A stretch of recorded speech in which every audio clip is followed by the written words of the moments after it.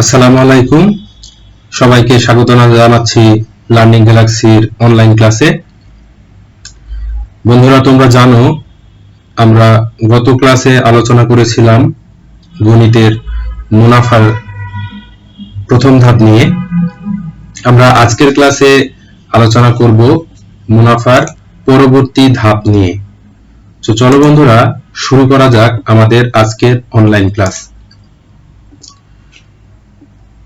দেখো বন্ধুরা, এখানে আমরা গতদিন আলোচনা করেছিলাম মুনাফার প্রথম ধাপ নিয়ে। আজকে আমরা টাইপ 2 অর্থাৎ ধাপ 2 সম্পর্কে জানব। লক্ষ্য করলে দেখবে এখানে কয়েকটি বিষয় খুব গুরুত্বপূর্ণ ভাবে দেওয়া আছে। দেখো বন্ধুরা, এখানে প্রথম বিষয় যেটা দেওয়া আছে সেটা হচ্ছে আসল বা মূলধন। দ্বিতীয় বিষয়টি দেওয়া আছে মুনাফার হার, তৃতীয়টা সময়কাল এবং চতুর্থটা দেওয়া আছে সরল মুনাফা। এখন বন্ধুরা, আমরা এগুলা নিয়ে বিস্তারিত আলোচনা করব। দেখো বন্ধুরা, প্রথমেই যেটা বলছে যে আসল বা মূলধন কাকে বলে আমাদের জানতে হবে। আসল বা মূলধন কি? আমানতকারী ব্যাংকে বা কোনো জায়গায় প্রাথমিকভাবে যে টাকা জমা রাখে সেটাই হচ্ছে কি বন্ধুরা? মূলধন বা আসল। তুমি যদি একটা জিনিস খেয়াল করে দেখো যে তুমি কোনো একটা ব্যাংকে হোক বা কোথাও তুমি যদি কিছু টাকা পয়সা জমা রাখো, তাকে কিন্তু তুমি কি বলতে পারো? তোমার আসল। অর্থাৎ তুমি ধরো ব্যাংকে 100 টাকা জমা করলে, তার মানে এখানে এই 100 টাকায় হচ্ছে কি তোমার? এই 100 টাকায় হচ্ছে তোমার আসল বা মূলধন। আশা করি আসল বা মূলধন তোমরা বুঝতে পেরেছো। এখন আমরা যে বিষয়টি নিয়ে আলোচনা করব, মুনাফার হার। এটা খুব গুরুত্বপূর্ণ একটা বিষয়। দেখো বন্ধুরা, মুনাফার হার বলতে বোঝায় 100 টাকার এক বছরের মুনাফাকেই বলা হয় মুনাফার হার। অর্থাৎ দেখো, তুমি যখন ব্যাংকে এই 100 টাকা কি করলে? জমা করলে। তুমি যখন ব্যাংকে এই 100 টাকা জমা করলে, ব্যাংক তোমাকে বলল যে এই 100 টাকার বিনিময়ে কি করবে?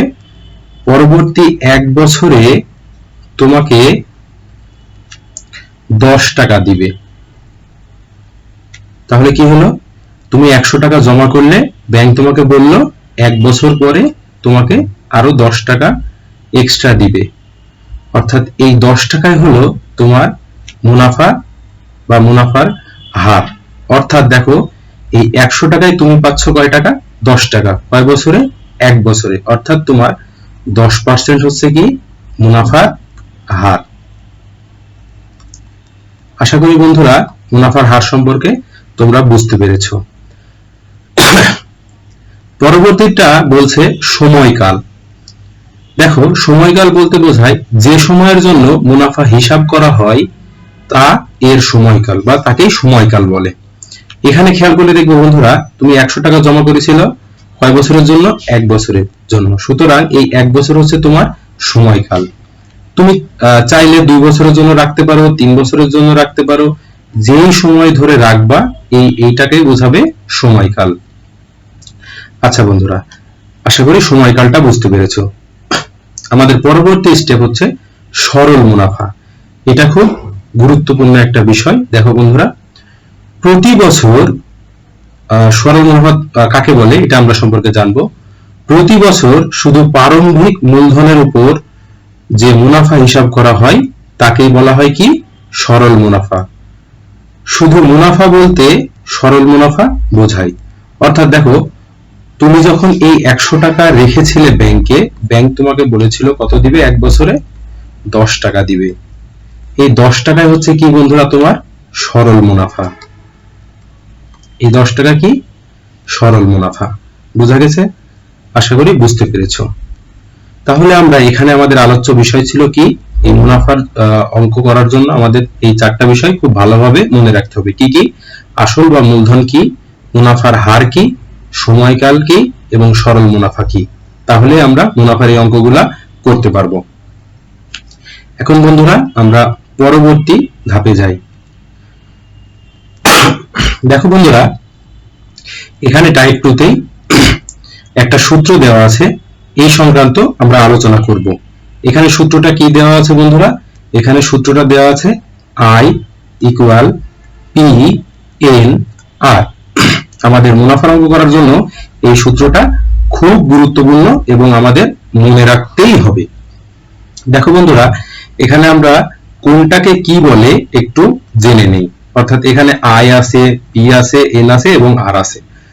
দেখো বন্ধুরা, ডান পাশে যদি তুমি খেয়াল করো তাহলে দেখতে পাবে এখানে মূলধন বা আসল হচ্ছে, আসলকে আমরা কি দিয়ে প্রকাশ করব? পি দিয়ে প্রকাশ করব। আমরা পি দিয়ে প্রকাশ করব। পরবর্তীতে আছে মুনাফার হার। মুনাফার হারকে কি এখানে বলা হয়? আর দিয়ে প্রকাশ করব, অর্থাৎ রেট অফ ইন্টারেস্ট। এটা হচ্ছে মুনাফার হার, আমরা প্রকাশ করব কি দিয়ে? আর দিয়ে। দেখো বন্ধুরা, সময় আছে, সময়কে আমরা প্রকাশ করব এন দিয়ে, তার মানে এটা হচ্ছে টাইম। এবং মুনাফা আছে, অর্থাৎ সরল মুনাফা বা মুনাফা বলতে পারো, মুনাফা, এটা হচ্ছে প্রকাশ করব কি দিয়ে? আই দিয়ে, এটা হচ্ছে প্রফিট। এবং আরেকটা গুরুত্বপূর্ণ বিষয় আছে সবৃদ্ধি মূলধন বা মুনাফা আসল, এটাকে আমরা প্রকাশ করব এ দিয়ে, এটা হচ্ছে টোটাল অ্যামাউন্ট। এই ক্ষেত্রে দেখো বন্ধুরা, এখানে বলছে মুনাফা আসল, অর্থাৎ তুমি যদি আগে যেটা আমি বুঝালাম সেটা খেয়াল করো, যে 100 টাকা তুমি ব্যাংকে রাখলে 1 বছরের জন্য তুমি পেলে কয় টাকা? লাভ 10 টাকা, অর্থাৎ মুনাফা পেলে 10 টাকা। তোমার আসল কত ছিল? 100 টাকা। তাহলে বন্ধুরা 1 বছর পরে তুমি কত টাকা পাবে? 100 যোগ 10 ইকুয়াল 110 টাকা। আশা করি সবৃদ্ধি মূলধন বা মুনাফা আসলটা বুঝতে পেরেছো। এখন বন্ধুরা আমরা একটু সূত্র নিয়ে আলোচনা করব। দেখো একটু খেয়াল করে, এখানে আই ইকুয়াল বলছে পি এন আর, এটা আমাদের মনে রাখতে হবে, এটা আমাদের মুনাফার প্রথম সূত্র। দেখো বন্ধুরা, পরবর্তী সূত্রটা বলছে যে এ ইকুয়াল পি প্লাস আই।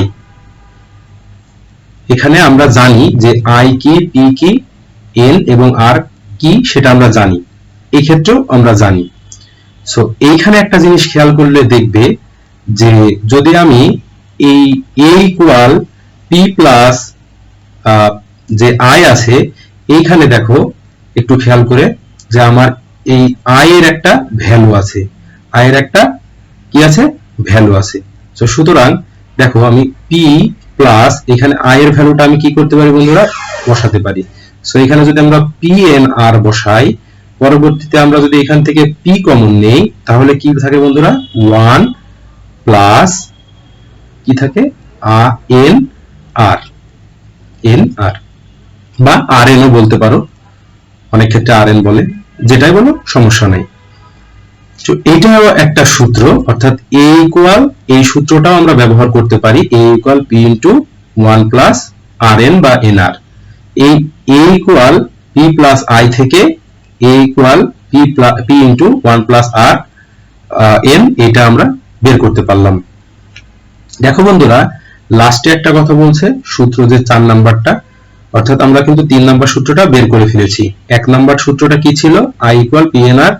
দ্বিতীয় সূত্রটা এ ইকুয়াল পি প্লাস আই। এখানে আমরা একের এই আই ইকুয়াল পি এন আর বসিয়ে আমরা তৃতীয় সূত্রটা বের করে ফেলেছি।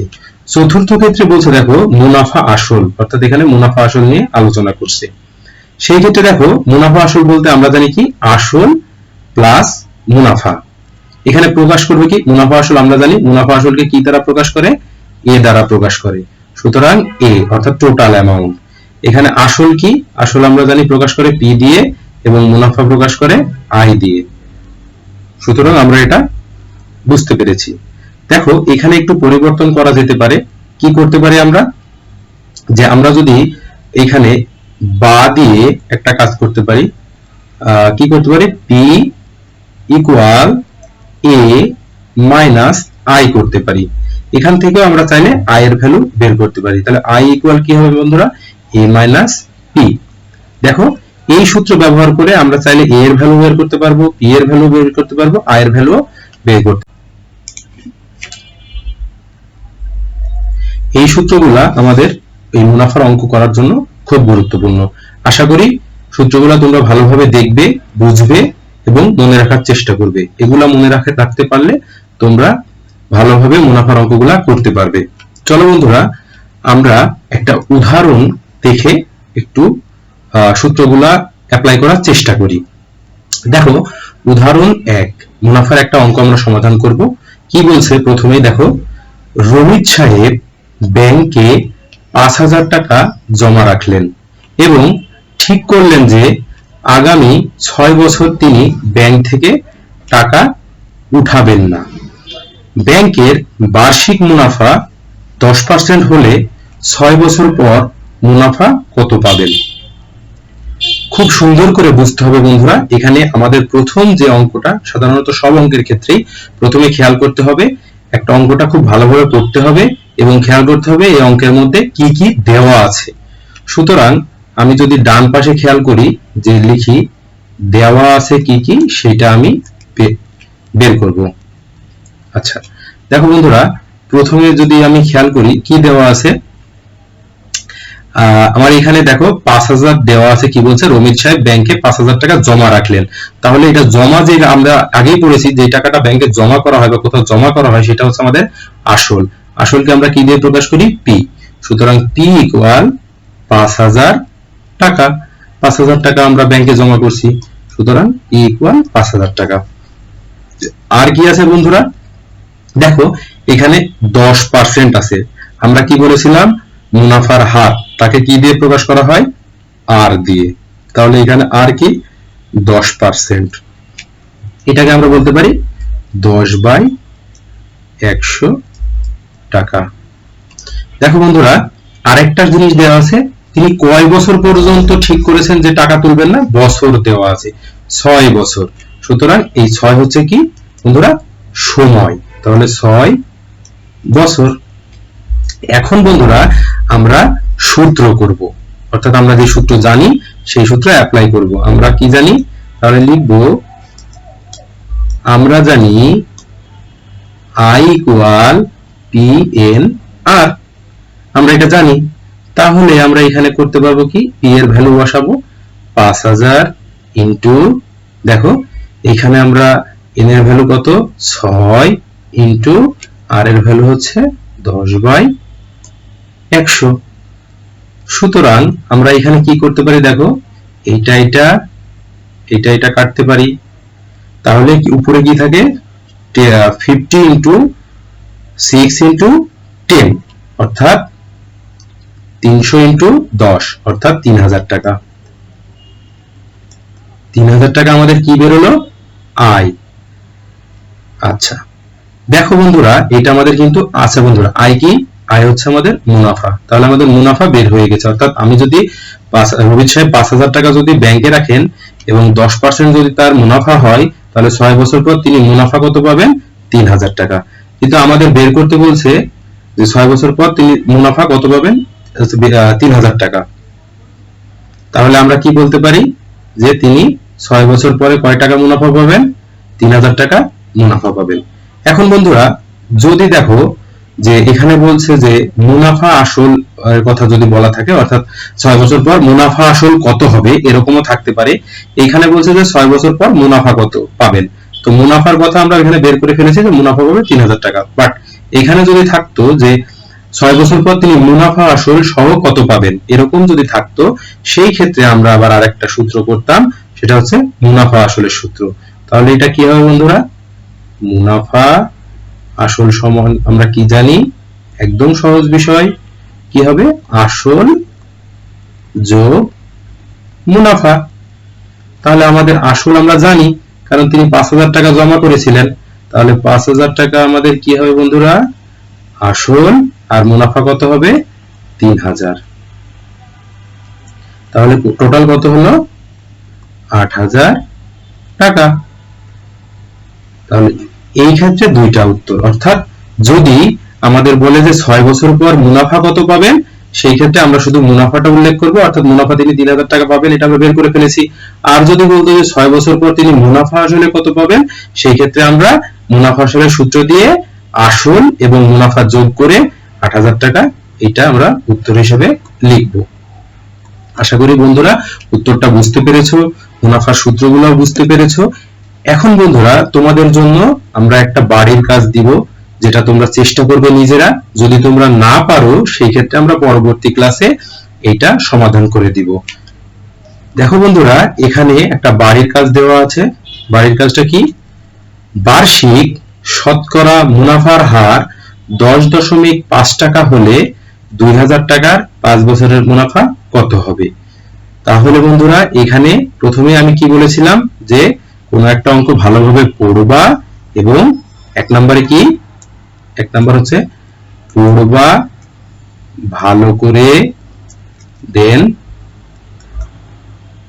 দেখবা কি কি